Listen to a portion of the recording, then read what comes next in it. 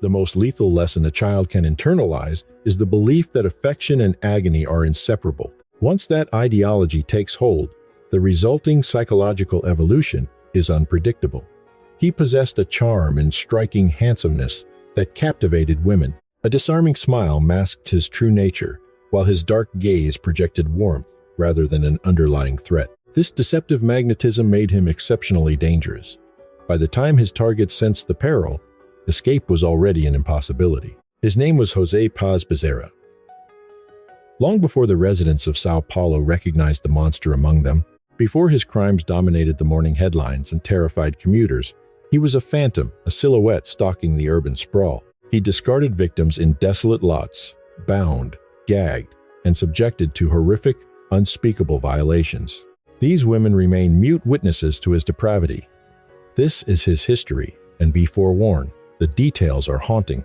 He entered the world on December 12, 1945, in Alagoa Nova, an obscure settlement in Paraíba.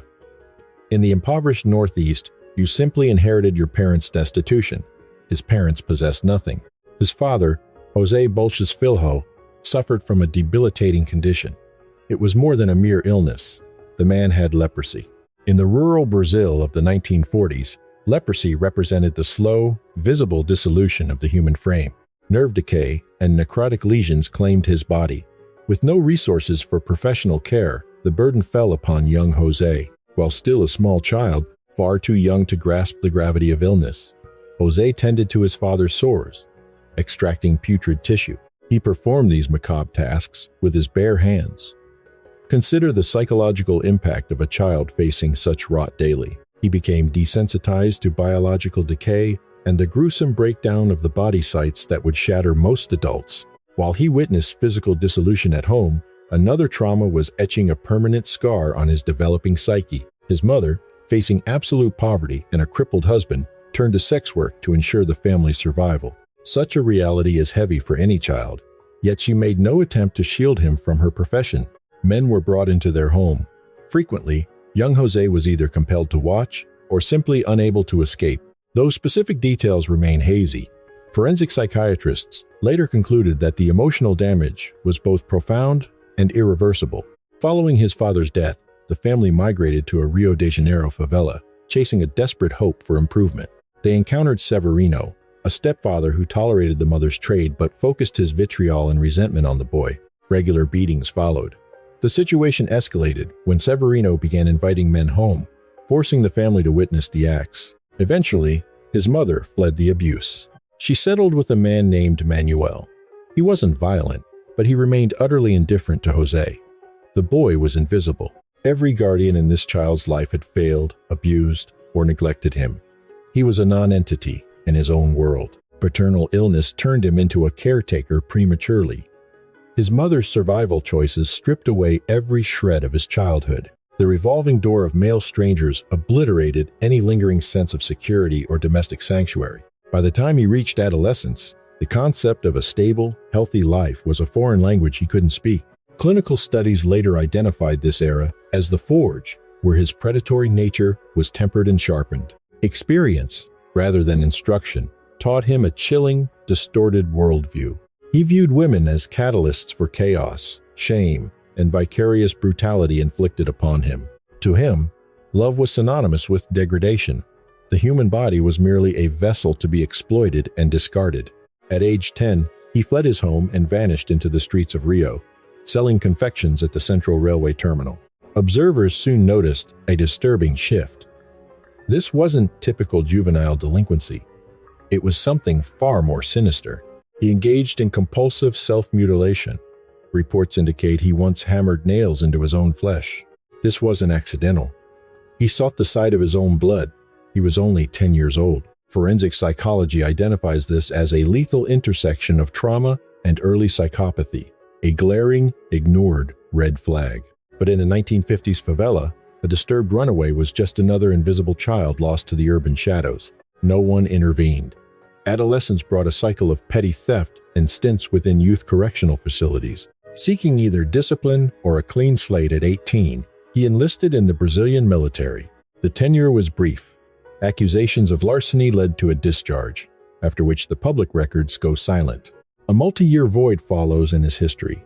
José Paz Bezerra simply vanished into the darkness of the city. Looking back, that quiet period remains one of the most unsettling details.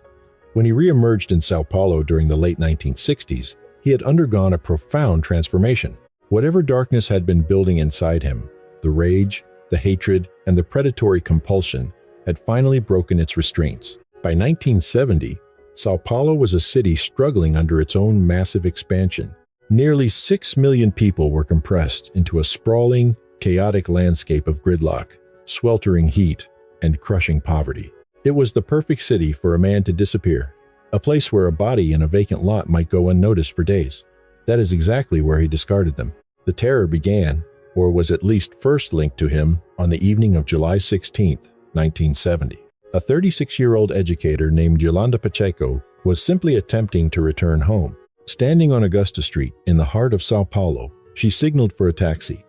The driver's choice of a heavy coat and scarf seemed strikingly out of place. A São Paulo July is hardly cold, yet he was polite enough and wore a smile. She entered the vehicle, and for a few minutes, everything appeared normal. The city lights blurred past her window until the atmosphere inside the cab suddenly shifted. Without raising his voice or showing any agitation, the driver calmly informed her that he was taking her to Mori instead. No shouting, no overt threats. He delivered the news with the casual indifference of someone announcing a minor change in the route due to traffic.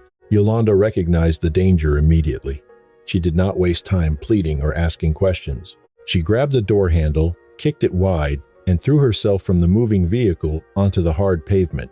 Battered and profoundly shaken but still breathing, she managed to get up and report the incident directly to the police. The authorities recorded her statement and produced a composite sketch based on her description of the driver. However, because of the city's scale and the fact that no one was physically harmed, the case was treated as a minor incident. They filed the sketch away, unaware of the monster it depicted. 3 days later, the gravity of their mistake became clear. On July 19th, a laborer traversing a desolate, weed-choked lot in the Real Park district suddenly stopped. Something was hidden in the overgrowth ahead. As he moved closer, he froze. It was a woman, partially unclothed. Her own bra had been shoved deep into her throat to ensure her silence. Her wrists were wrenched behind her and bound tightly with nylon stockings. Those same stockings had been utilized to strangle her. The physical trauma to her face was so severe that she was barely recognizable as a human being. The forensic unit arrived and began a methodical sweep of the area. Suddenly, an investigator halted. A second body lay just meters away. Same vacant lot, same condition, same calculated brutality. 2 lives discarded in the dirt like garbage. The victims were later identified as 23-year-old Nilza Alves Cardoso and 27-year-old Vander Pereira da Silva. Both had been strangled to death and subjected to sexual violence. The autopsies revealed a detail that chilled the investigators. The assaults occurred post-mortem. He had not just killed them, he had stayed with them. The realization was terrifying. These women were only the beginning. Within that same month of July, 3 additional bodies were recovered across the city landscape. Cleonet Santos Guimar, a 23-year-old laborer, was found near the highway, followed by 47-year-old Ana Rosa dos Santos, just a kilometer away. Days later, the body of 35-year-old telephone operator Will Manry was located in the Jardim Bonfilioli district. The killer's methodology was hauntingly consistent. Desolate lots, stripped victims, bound with their own clothing, and gagged. Strangled and violated after death, their faces were beaten so savagely that identification often required forensic fingerprints. He chose isolated locations with surgical precision places where a body could remain hidden for 48 hours or more. He possessed a dark understanding of the city's geography, focusing on the blind spots and wastelands where no one ventured by choice. There was a cold premeditation in his actions. Every location had been scouted in advance. Once he was finished, he vanished, leaving no forensic trail and no witnesses behind. The media dubbed him the São Paulo Strangler, a name that paralyzed the city with a visceral, collective fear. Women abandoned their routines and avoided the night, while police scrambled under public pressure with almost no evidence to follow. Yet, during this period of metropolitan panic, José Paz Bezerra lived a life of absolute normalcy. He lived with a companion, Aparecida da Silva Oliveira, who worked as a maid at a grand estate in a wealthy enclave. Bezerra had found his own employment at the same mansion, working quietly as a scullery hand. They shared a home and meals. Every morning, while the paper screamed about the strangler and every woman lived in fear, Aparecida went to her post at the mansion, and José Paz Bezerra walked right beside her. She sensed his inner darkness for quite some time. One morning, he slaughtered the family pet with an axe, silently cleaning the steel afterward. Probing into his motives only invited danger. He would fix her with a chilling, vacant stare, whispering a promise to sever her tongue should her curiosity persist. With 2 daughters to protect, she chose a desperate silence, convincing herself that ignorance was her only reality. Doubt was her refuge, until he returned one night transformed, his composure shattered and his grip trembling. He ransacked the rooms for cash in a frantic haze, meting out only cold indifference to her desperate inquiries. Under her pressure, he confessed to 7 murders before threatening to extinguish her and her children if a single word escaped her lips. Days became weeks. As headlines screamed of the atrocities, she remained mute, not out of skepticism, but because she knew the truth was absolute. In October 1970, a fatal lapse occurred when he looted 20,000 cruzeros in high-end jewelry from the estate. The thief fled, but when investigators arrived to process the scene, they hauled Aparecida in for an intense interrogation. Facing the detectives, the conversation inevitably shifted toward the man she shared her life with. The internal dam finally buckled under the crushing psychological burden of his dark confession and her own paralyzing terror. The dam burst, and she spilled every secret. Subsequent searches of their dwelling validated her harrowing testimony. Detectives unearthed a macabre library, neat piles of press clippings detailing the São Paulo Strangler's spree, curated like a trophy room. The collection included various trinkets, earrings, necklaces, and scraps of fabric hidden away like grim mementos. Strangers' belongings were recovered, later identified by grieving relatives as the final possessions of their murdered daughters, mothers, and sisters. However, Bezerra had already fled. Escaping São Paulo just before the dragnet tightened, he retreated north toward the familiar safety of Guanabara. Authorities scoured 5 separate states: São Paulo, Guanabara, Recife, Ceará, and Paraíba.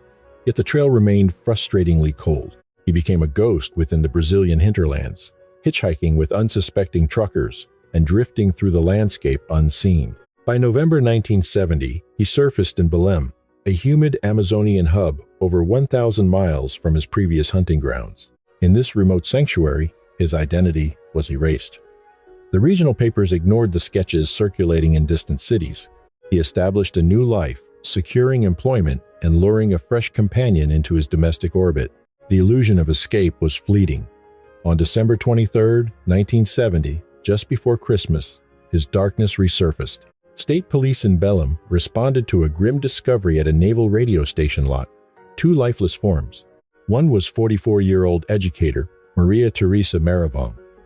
The other remains a nameless enigma, her fate forever hidden from her kin. Both victims displayed his gruesome trademarks: bound, silenced, choked, and subjected to posthumous degradation. Distance had not altered his pathology. His rituals remained identical despite the 1,000-mile trek through the dense jungle. In the ensuing months, the terror continued unabated. 2 more strikes followed in Belém. One survivor fled into anonymity, her name shielded from the public eye. The second victim's fate was far more bizarre, representing the most disturbing anomaly in the entire investigation. She transitioned from prey to housemate, remaining by his side until the very moment of his capture. Perhaps it was pure, unadulterated terror that kept her bound to him. Or maybe a complex psychological entrapment held her fast, a dynamic the official archives failed to adequately quantify. She existed as a silent observer to his depravity. His final known target was a local merchant, Annabelina Martins. Her remains were discovered on September 21, 1971, discarded in a desolate patch along Benfica Road, mirroring the placement of his very first kill. Throughout a 5-year reign across 2 cities and 24 alleged lives, his ritual remained a chilling, unwavering constant. On November 12, 1971, Belém authorities apprehended a suspect, claiming the name Gilberto José Oliveira. Displaying a disturbing serenity, he surrendered his papers without a hint of the predator lurking beneath. Suspicions arose. His credentials were sent to Rio's Felix Pacheco Institute, where the mask finally slipped. The individual behind bars was an imposter. The prisoner was actually José Paz Bezerra, the infamous Morumbi monster, now bound for San Jose prison. Soon after his incarceration, he sought a final escape through suicide, but the attempt was unsuccessful. Under the pressure of police questioning, with his options exhausted, Bezerra finally spoke. He admitted to 24 killings, explaining how his polite appearance and good looks acted as a lethal trap for his victims. He explained his tactic of approaching women who were alone to start a conversation. His charisma and eloquence were tools used to detect the exact moment a target let her guard down. Once he earned their trust, he carried out his violent intentions. Clinical reports regarding his victim selection process reveal a deeply disturbing psychological motivation. Crime scene experts noticed a specific profile emerging among the women he targeted. They were often the same age and physical type, suggesting a calculated obsession rather than random violence. Psychologists believe he was hunting individuals who shared traits with his own mother. Every murder was a projected strike against the woman who birthed his deep-seated resentment. The legal system convicted him of 7 counts, despite his confession to 24 separate killings. He received a 100-year sentence, yet Brazilian law capped actual prison time at 30 years. Regardless of the judge's ruling, 30 years remained the legal limit for his incarceration. On November 19, 2001, after exactly 3 decades, José Paz Bezerra was released. He went in before disco peaked and emerged in the age of mobile technology. Shortly after his release, he told a reporter that his time in prison led to profound reflection. He claimed to be a new man who had found redemption. Within days, he vanished, protected by a new government identity to shield him from public anger. Official records cannot confirm his current status, but he likely remains alive today. Somewhere, an old man lives under a fake name, his neighbors unaware of his monstrous past. It happened on the night of August 29, 1997. 2 university students were walking along a railroad track in Lexington, Kentucky. They were young and carefree, but they would never reach the party they were headed to. A predator was already hiding in the shadows of an electrical box, watching them closely. He had arrived on a passing freight train, stalking the rails for a new opportunity. This tragedy would eventually expose a massive and shameful failure within the American justice system. The man in the shadows had been jailed 30 times and deported 8 times in 18 months. Despite being flagged in federal systems, he managed to cross the border repeatedly. Angel Maturino Reséndiz would eventually be linked to 15 murders across 6 different states. Investigators believe his actual victim count reached 23, though many remain unsolved. This is his profile. Angel Maturino Reséndiz was born on August 1, 1959. Born in Izúcar de Matamoros, Mexico, his birth name was actually Angel Leoncio Reyes Reséndiz. He would later adopt the name that became synonymous with his horrific crimes. His character was shaped by a childhood of abandonment and the cruelty of his guardians. His mother, Virginia, raised him alone in an environment of constant physical abuse. At age 6, Virginia cast Angel out, surrendering him to the custody of an uncle. The reality of that house remains chilling. Investigators later documented a systematic betrayal of the boy's innocence. Exploitation grew as local predators targeted the defenseless youth, compounding a cycle of profound early trauma. Throughout his 6th, 7th, and 8th years, no advocate appeared, leaving the child in total isolation. At age 11, Angel abandoned his home, becoming a ghost within the indifferent urban sprawl of Puebla. He used inhalants to mask his pain, surviving on stolen scraps while wandering the city's shadows. His family eventually admitted he was a stranger, a figure they never truly understood. Relatives recalled a recluse who vanished for months, resurfacing only to mutter dark prophecies of doom. Religious obsession began warping his fractured psyche during adolescence, though his schooling ended after 7th grade. With nothing left, the 16-year-old headed north, crossing into Texas in 1976. Border agents intercepted him in Brownsville and initiated deportation.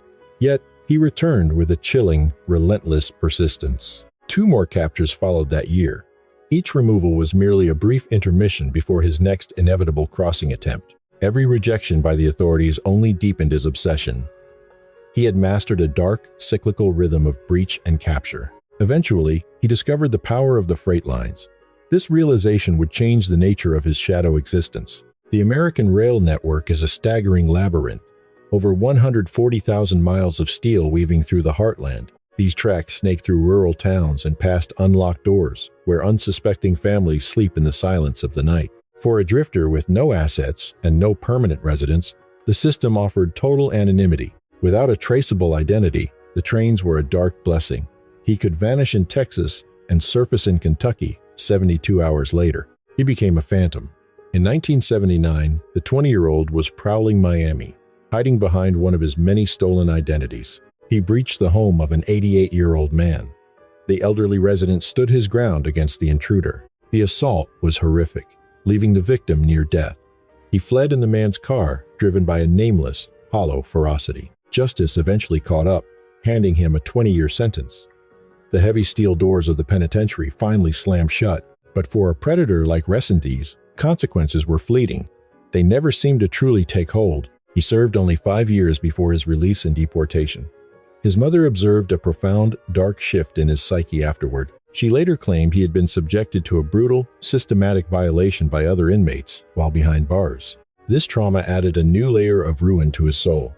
He emerged, shattered, with nothing to fill his internal voids except malice. He wasted no time, slipping back across the American frontier almost immediately. In 1986, investigators discovered a nameless woman's body in the brush of a flat Bexar County landscape. She had been executed with 4 rounds from a .38 caliber handgun and abandoned inside a decaying farmhouse. Her companion was also found dead nearby. Reséndiz later confessed, claiming a simple verbal insult had triggered the double homicide. One remark cost 2 lives. He was soon back in custody, caught navigating the border with a collection of forged papers. His rap sheet continued to expand over the years, accumulating charges ranging from weapons possession to sophisticated fraud. Each time his sentence concluded, the state processed his deportation. Agents would log his prints and expel him, but within days, he was already hopping a northbound freight car. The system had become a revolving door he knew how to exploit. He drifted through the late 80s into the 90s. He followed the harvest seasons, working tobacco and citrus fields while living on the move within the iron network. He sent earnings home to a wife and daughter in Durango, Mexico, who remained oblivious to his growing darkness. He wore so many masks that his true identity blurred, though Rafael Reséndiz Ramirez appeared most frequently on police records. For years, law enforcement pursued that ghost. Then, in 1997, his violence reached a terrifying new frequency. That March, 19-year-old Jesse Howell was found bludgeoned to death near the tracks in Ocala, Florida. Someone had beaten him with heavy industrial hardware and discarded him like refuse. Jesse was traveling with his young fiancée. Wendy Van Huben, only 16, was an Illinois runaway. The pair existed in the invisible margins of the homeless youth. When the authorities secured the crime scene, the girl was nowhere to be found. Her remains were eventually recovered from a shallow pit. He had subjected her to a series of unspeakable post-mortem violations. Florida detectives were hunting a monster, though they didn't yet realize the true scale of the predator they faced. 5 months later, Christopher Meyer and Holly Dunn were walking near the University of Kentucky rail lines. Christopher was 21 and Holly was 20. 2 students enjoying the quiet solitude of a summer evening. They sought privacy on that warm night, unaware that a pair of eyes was watching from the darkness. He waited for the perfect moment, lunging from behind an electrical unit before they could even comprehend the danger. He used Holly's own belt to bind her hands, asserting total control over the terrifying situation. After immobilizing Christopher, he retreated into the shadows for a few moments before returning with a heavy, jagged rock. He used the stone to end Christopher's life with clinical brutality. Then, he turned his full attention toward Holly.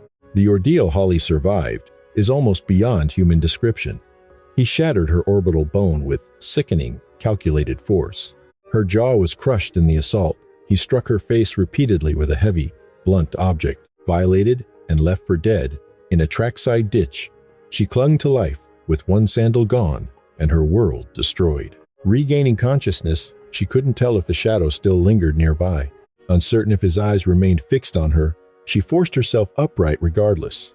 Unshod, she navigated jagged ballast and shards in darkness, trailing blood until a distant porch light offered a desperate sanctuary. 5 days of medical stabilization passed before her release from the hospital was deemed safe. Recalling his chillingly calm declaration of her mortality, she remained a living defiance of his lethal intent. Autumn 1998 brought tragedy to Hughes Springs, Texas, when 87-year-old Leafy Mason was discovered lifeless. Her home sat 50 yards from the iron rails. Under cover of night, he breached a window. Using a vintage flat iron found within, he committed a brutal bludgeoning. Mason was a longtime fixture of that house. The passing locomotives had never signaled danger before.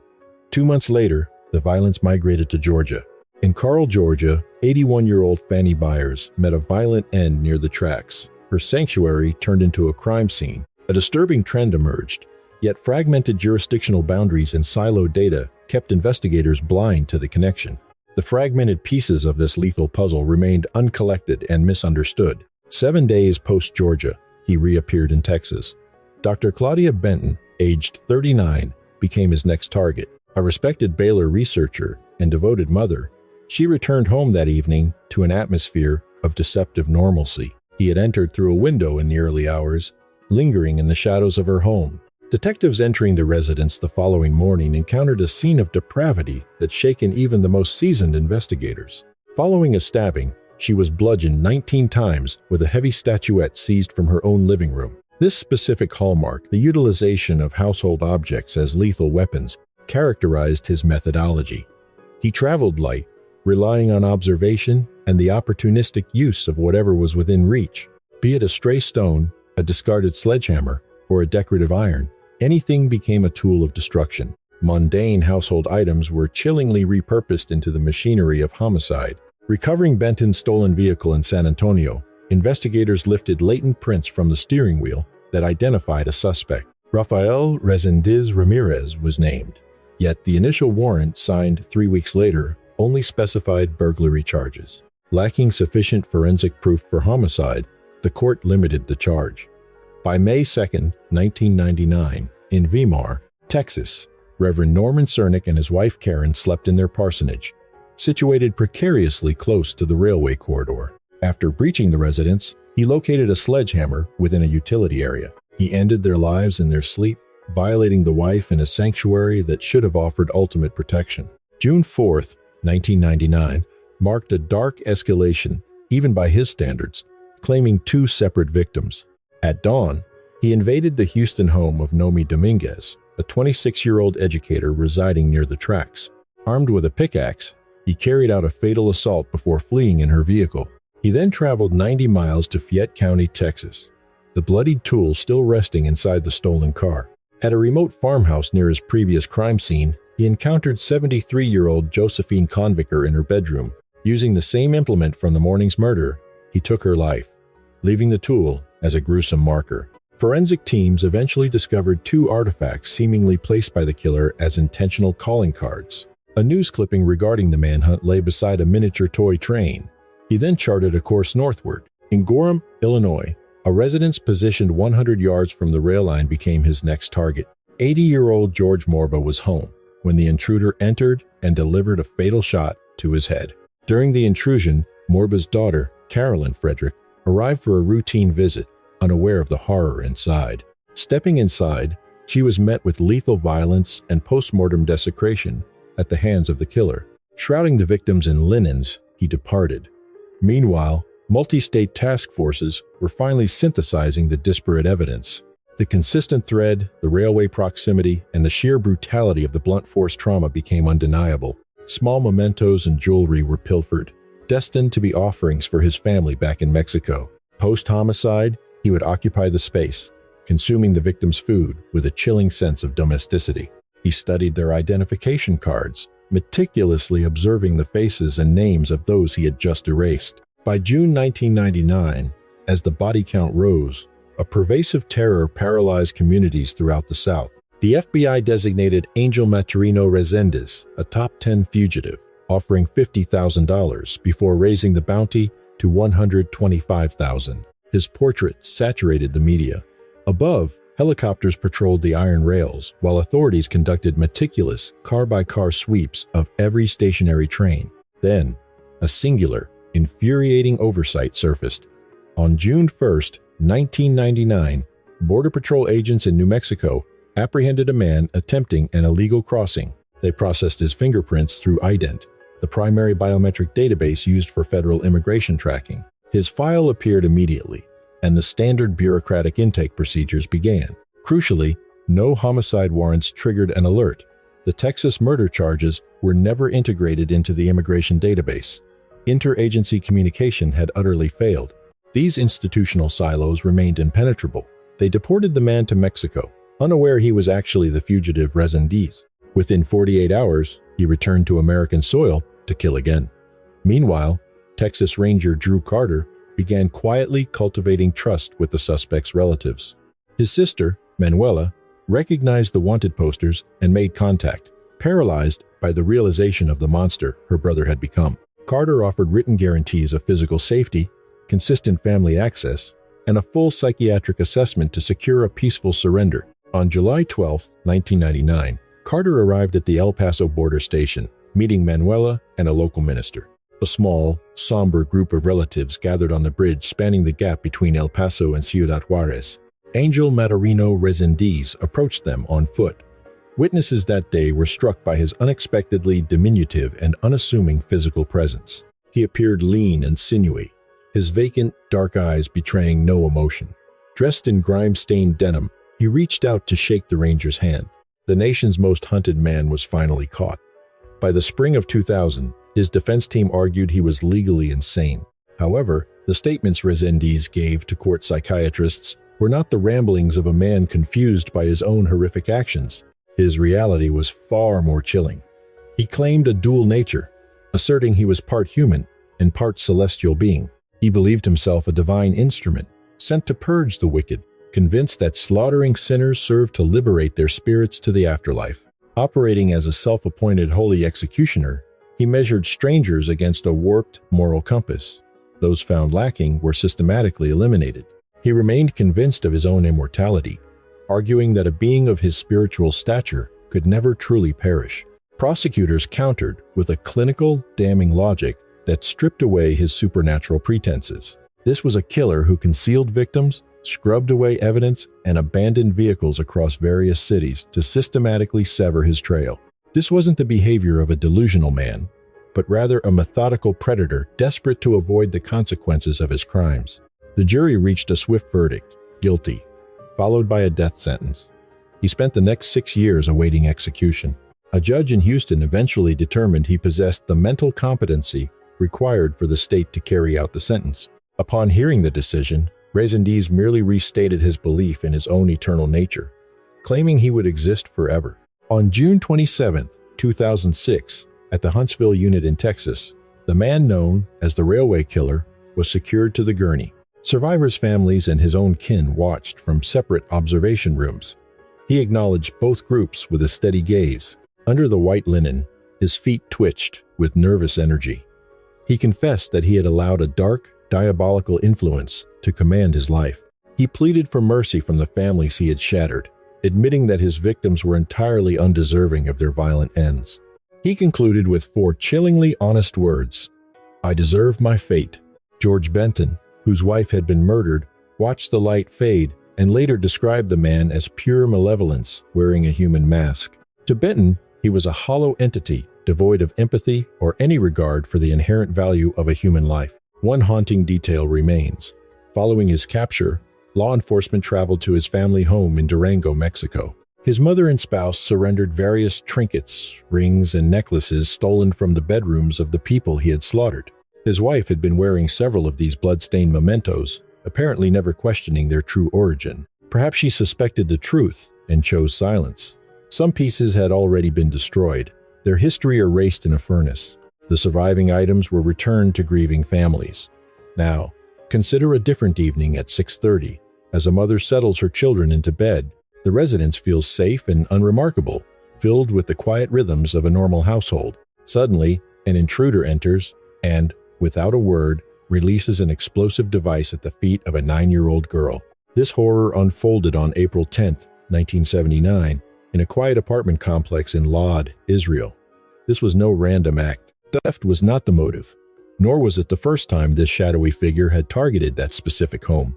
This was merely a chapter in a long year of violence. The man's name was Asher Rabi. To his family and acquaintances, he was invisible, a man whose true, dark nature remained hidden from every person he passed. To unravel the depth of his depravity, one must look at his origins, a life that was, for the longest time, completely unremarkable. Born in 1946, Asher Rabi was the eldest of 6 children born to Afghan Jewish immigrants who sought a better life in the newly formed Israel. He spent his childhood navigating the ancient, winding streets of Jerusalem. It was a city defined by millennia of sacred history, where faith feels carved into the very stone. Such an environment leaves a permanent psychological mark on an impressionable young mind. Jerusalem saturates a person with religion. Eventually, the family relocated to the working-class Shapiro neighborhood in southern Tel Aviv. Shortly after the move, tragedy struck. His father's death forced the eldest son to become the patriarch in a foreign land. Still a teenager, Rabi shouldered the burden of raising his siblings out of sheer necessity. He sacrificed his childhood, maturing into a reserved and seemingly functional young man. His life appeared typical. He served in the Signal Corps of the Israel Defense Forces. Post-service, he secured steady work hauling construction materials across the country. He learned the nation's roads and its solitary landscapes. He knew the country intimately from years behind the wheel. Then came the Yom Kippur War in 1973. The nation went silent. There was no traffic, no radio, and no work. Into that void, Egypt and Syria launched a massive, coordinated surprise offensive.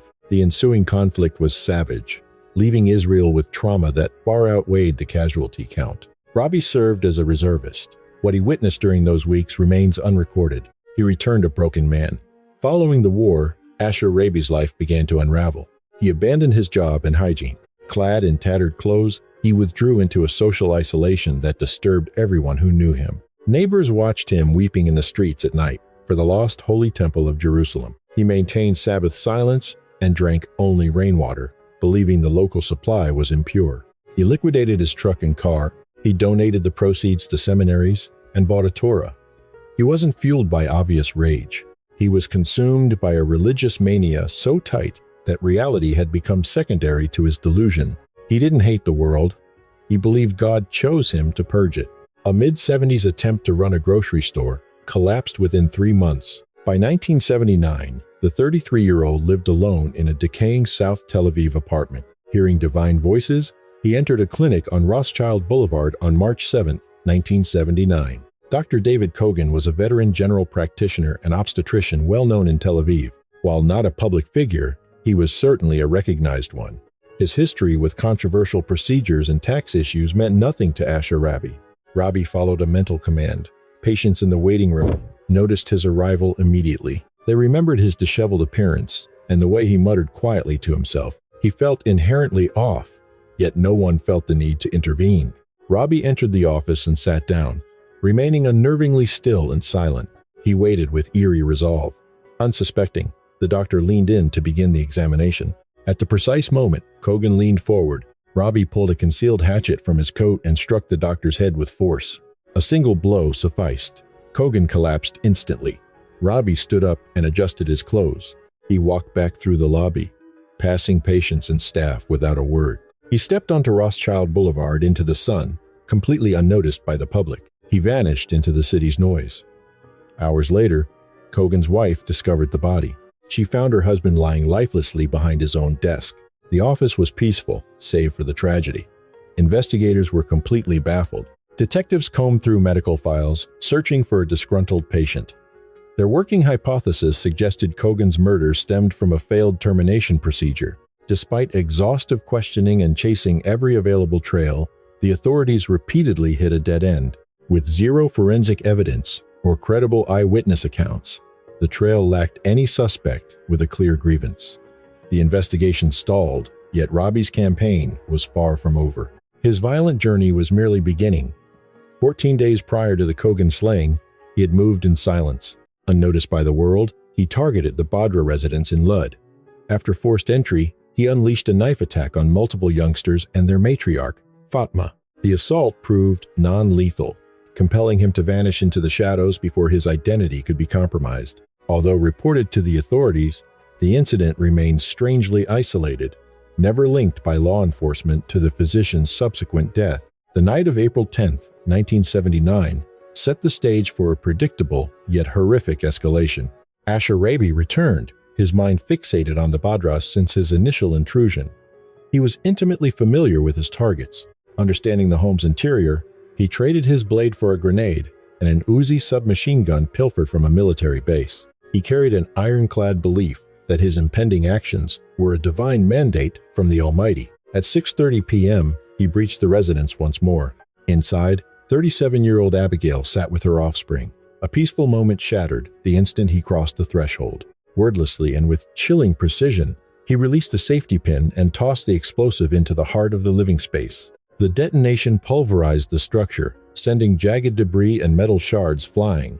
Screams erupted as the children were struck by the searing fragments. A deafening roar rattled the entire complex, the percussion felt by residents several stories above the impact zone. Ahmad, the patriarch, rushed toward the source of the chaos. He remained oblivious to the nightmare awaiting him around the corner.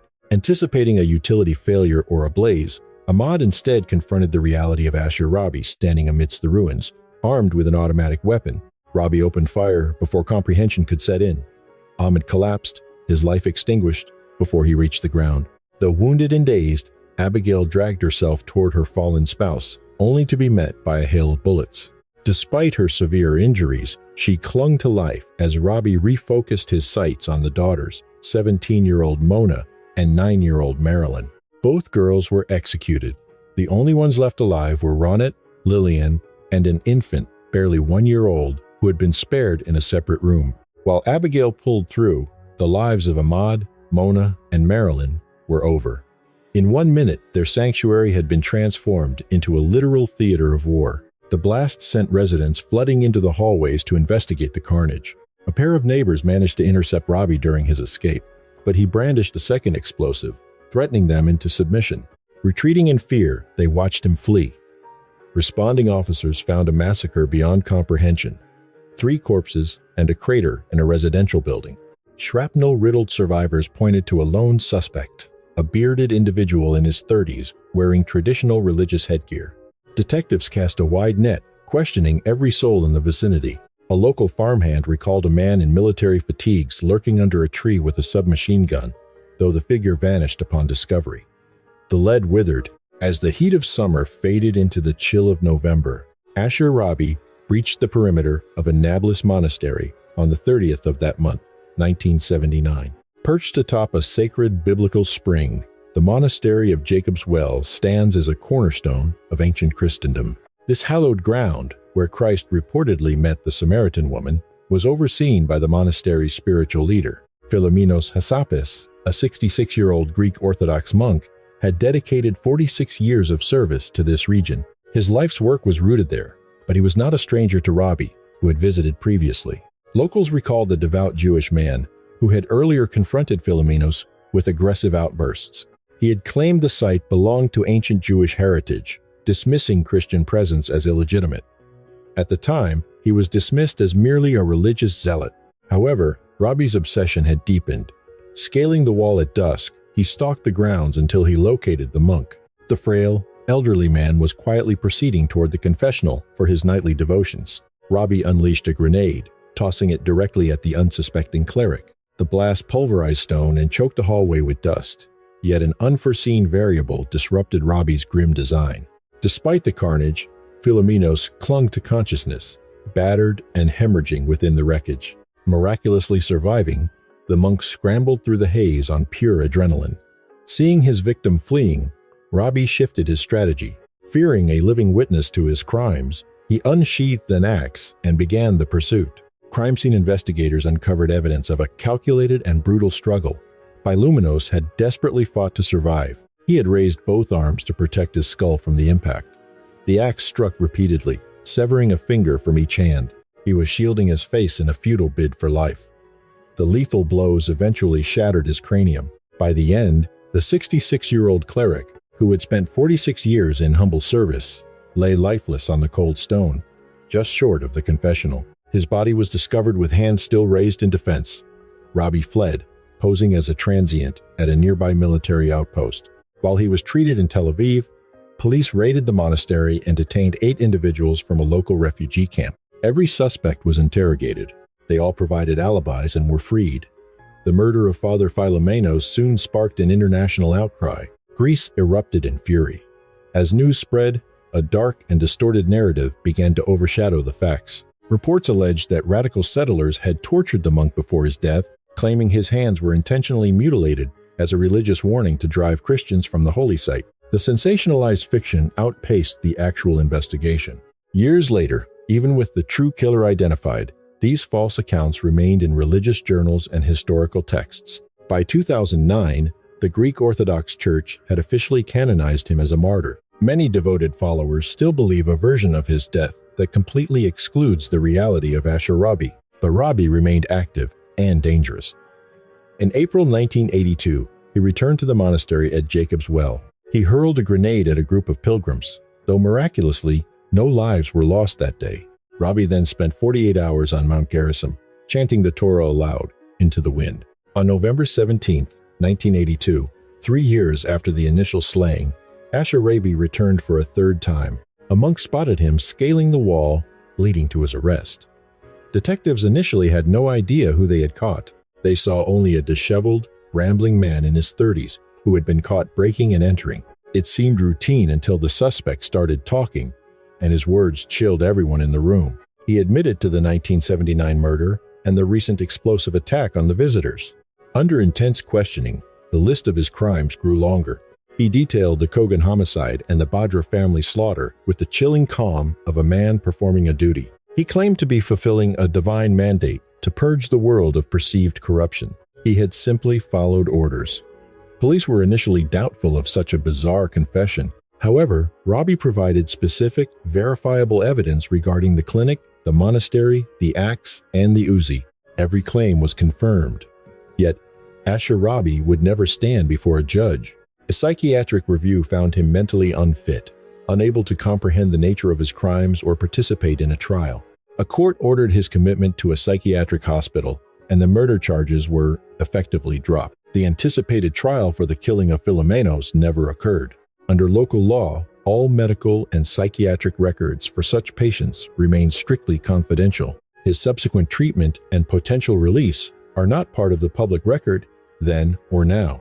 Born in 1946, Asher Rabi would now be approaching his late 70s. He might still be confined within a psychiatric facility, or he may have vanished long ago. The lingering question isn't what Asher Rabi did, but the disturbing rationale behind his actions. He didn't kill for profit or passion. He killed because he believed he was a tool of God. This wasn't a metaphor or an afterthought. It was his literal, unwavering testimony to investigators. Divine mandates had turned him into a weapon of obedience. Imagine a 12-year-old boy standing over a fire pit on a dark California farm.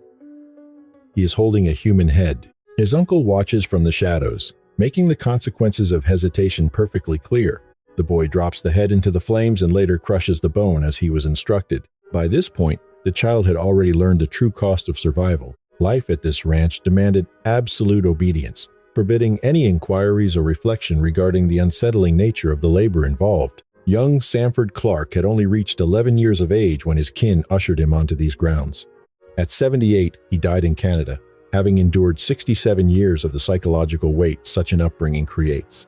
This is the account of Gordon Stewart Northcott, born November 9, 1906, in the town of Badworth. Situated in Saskatchewan, this featureless stretch of Canadian grassland would have remained obscure if his actions hadn't forced it into the light. Cyrus, his father, earned a living through construction. Sarah Louise was a formidable woman whose suffocating maternal fixation likely caused a psychological rupture in Gordon that never truly healed. Cyrus eventually labeled his son physically and mentally deviant, a chilling assessment that warrants a profound pause.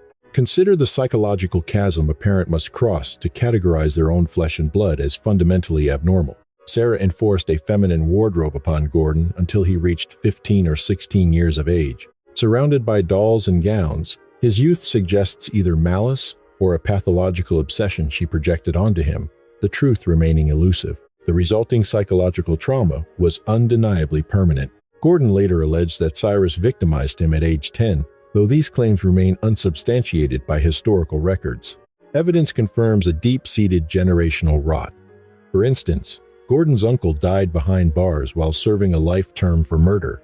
Cyrus ultimately faced institutionalization within a psychiatric facility, where he chose to terminate his own existence. A silent toxicity permeated the Northcott lineage like groundwater, invisible yet capable of corrupting everything in its path. By 1924, the 18-year-old Gordon had arrived in Los Angeles, a city then radiating the vibrant energy of mid-20s California. Orchards, film lots, and wealth defined the era, carrying a distinct scent of modern progress. Gordon remained indifferent to novelty. His character had been solidified long ago, shaped by the harsh isolation and cold realities of his northern upbringing. In 1926, he persuaded Cyrus to acquire a plot 60 miles east of Los Angeles, within the rural enclave of Wineville. This inexpensive property ensured total isolation, meaning any unnatural disturbances remained far beyond the hearing of the closest neighbors. Gordon established his poultry operation, but the labor was not his alone. He recruited 11-year-old Sanford Clark from Canada, securing parental consent under the guise of kinship and trust. The arrangement promised apprenticeship and honest work, a plausible narrative that raised no immediate alarms for the family. Suspicion rarely exists until the damage is done. Upon arrival, the youth faced a systematic gauntlet of physical and sexual trauma. The property functioned as a cage. Sanford became the initial captive in a trap designed by the very topography of the land. A lengthy gravel driveway served as a lookout, providing early warning of any approaching vehicles from the horizon. It offered the gift of time. Isolation ensured that screams vanished before reaching the nearest neighbors. The structure sat low, reeking of grain and decay, a predator's snare disguised as mundane agricultural architecture. With livestock and rural aesthetics, the facade was unremarkable, a perfect mask for the horrors occurring within its walls. Internally, it was a terminal destination. Between 1926 and 1928, local youths began vanishing across Southern California. These victims were vulnerable pedestrians or children lured into vehicles by a stranger offering a friendly, credible pretext. Gordon possessed a calculated, disarming charisma when necessary. This deceptive normalcy was the weapon no one anticipated, the quiet calm of a monster's surface. He confined his captives in the sheds, subjecting them to the same sadistic patterns of torment Sanford endured. Once they witnessed the full extent of his depravity, he deemed them liabilities and executed them without hesitation. Investigators later recovered a stained axe, its blade still coated in evidence, suggesting a chilling indifference to his crimes. 10-year-old Nelson Winslow and his 12-year-old brother, Louis, were among those who never returned. The pair disappeared from Pomona on May 16, 1928. Their disappearance left a mother in the hollow silence of uncertainty, a psychological torture that offers no resolution. Another victim, a teenager identified as Alvin Gaucha, was purportedly a Mexican national targeted by the killer's predatory gaze. Gordon murdered him near Leante before decapitating the body, a brutal departure from his usual dumping grounds. Discarding the victim by the highway, he later recounted the act with a hauntingly vacant detachment. He told investigators, with chilling logic, that he simply had nowhere else to hide the remains. Under the shroud of darkness, he returned to the homestead with the decapitated remains. He presented the trophy to Sanford, ordering the child to incinerate it and pulverize the bone. This was a calculated move to shackle the boy through an act too heinous to escape. If the child ever spoke, his own hands were stained. That was the grim design. It was insurance forged in cruelty, leaving the 12-year-old prisoner with no choice but obedience. Then there was the disappearance of 9-year-old Walter Collins. On March 10, 1928, his mother provided movie money for a nearby screening. He crossed the threshold and vanished, prompting a desperate missing persons report from Christine. Mired in scandal, the local police department was starved for a high-profile resolution. 5 months later, they claimed to have found him, but the mother's intuition was immediate. Looking at the stranger, she declared with absolute certainty that this was not her child. Authorities dismissed her, suggesting psychological trauma had fractured her memory of her own son.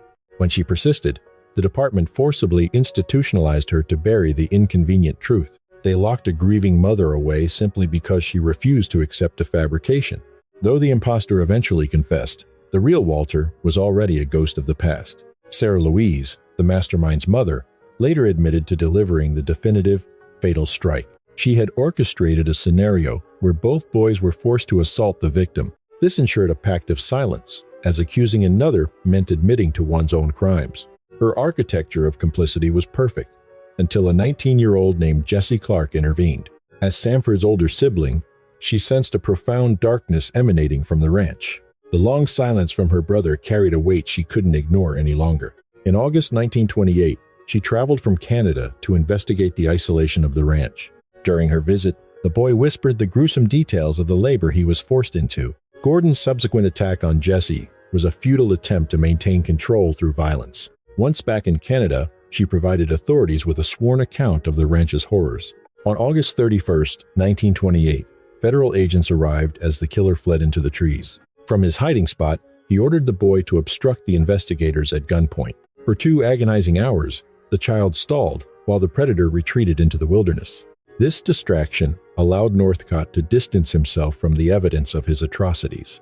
After ensuring his own safety, Sanford revealed the flight, though more secrets remained buried. Weeks earlier, the duo had revisited the 3 shallow burial sites near the animal pens. Under the veil of night, they exhumed the remains in a desperate cleanup effort. They attempted to incinerate the evidence in a remote area, hoping to erase the victims. The effort failed, as investigators located the exact sites the boy had previously described. The earth did not yield whole bodies, only the scattered remnants of a massacre. Forensic teams recovered 51 distinct fragments, bones and clothing left behind in the parched soil.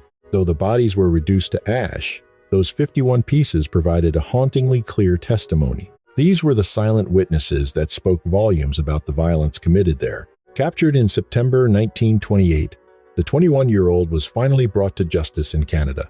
He claimed up to 20 victims, though the state could only verify 3 murders. The 1929 trial became a public spectacle, drawing crowds to the Riverside courtroom.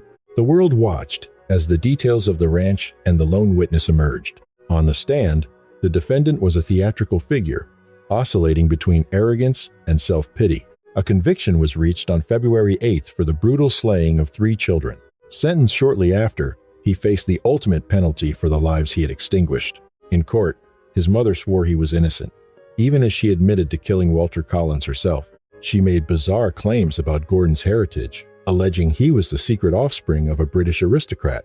She hinted at being his grandmother and described him as a product of internal family incest. She alleged widespread childhood abuse within the family, though nothing could ever be proven. These accounts suggested a household so depraved that Gordon Northcott was destined for evil. Still, his atrocities remain inexcusable. The context only adds weight to the tragedy. Learning Gordon would hang, Sarah begged for a joint execution. She attempted suicide in her jail cell. Kept alive by guards, she spent decades imprisoned with the memory of the darkness she helped foster. On October 2, 1930, 23-year-old Gordon Stewart Northcott walked toward the gallows at San Quentin. Witnesses observed him shaking as his courtroom bravado finally collapsed into a display of pure, unadulterated terror. It was the same instinctive fear those young boys felt in the shadows of that coop. The mask slipped, revealing a hollow core. Unexpectedly, the executioner's rope failed to provide the intended quick end. The drop should have broken his neck instantly, but Gordon Northcott was left to slowly strangle instead. He struggled for 13 minutes before death arrived. 13 minutes is an eternity to reflect on one's crimes. By November 1, 1930, the town of Wineville officially became Muraloma to hide its history. Residents sought to erase the stigma, but some names are as enduring as the bones themselves. Wineville Road still exists. The land remembers its secrets, even if the inhabitants wish to forget them. Sanford Clark returned to Canada, living quietly in Saskatoon until his death in 1991 at 78. Christine Collins battled the LAPD for the psychological torture of replacing her son and silencing her in a psych ward. She eventually won a civil judgment against the police department. It was a meager victory that could never compensate for her profound loss. Walter's body was never found, leaving her with no grave to visit. She lived with the void where her 9-year-old son belonged. Gordon Northcott's total victim count remains unknown. He once confessed to 9 deaths, later claiming 20. California prosecutors successfully proved 3. The grim truth lies somewhere between those disparate figures. The histories of these men teach us one haunting universal truth. Monsters are rarely born. They are forged in the cold shadows of our collective silence. When we allow a child to internalize the lie that affection and agony are inseparable, we are lighting the fuse to a future explosion of violence. From the impoverished favelas of Brazil to the silent ranches of California, the lethal lesson remains the same. Every time we ignore a red flag, every time a system fails to communicate, and every time a vulnerable soul is left invisible in the urban sprawl, we risk the creation of a predator. We must understand that protection is the only cure for depravity. We cannot wait for the headlines to scream before we decide to care. We must be the guardians of the sanctuary, ensuring that no child's home becomes a theater of war and no innocence is sacrificed to the revolving door of neglect. Our mission is clear. Break the chain of trauma. Look closer at the shadows. Listen to the muffled cries, and refuse to let the next generation be tempered in the forge of malice. Because in the end, the cost of our indifference is measured in the lives we could not save.